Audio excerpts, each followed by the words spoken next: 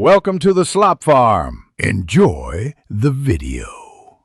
You start by installing OBS Studio and the OBS Virtual Camera plugin because Streamyard accepts only one camera input.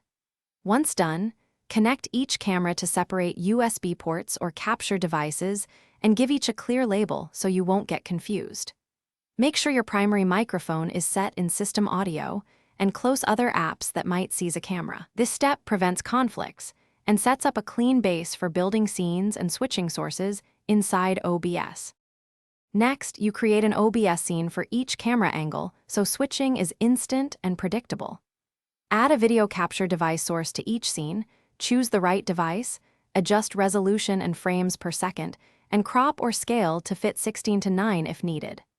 Once done, assign keyboard hotkeys to switch scenes and add smooth transitions so cuts look professional. Also enable OBS Virtual Camera, so Streamyard will see OBS as a single webcam output.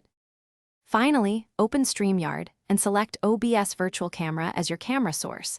This is the only way Streamyard will accept multiple physical cameras. Then start your broadcast in Streamyard and use your OBS hotkeys or the OBS interface to switch scenes and camera angles live. Make sure audio levels remain steady by monitoring meters and locking your mic source.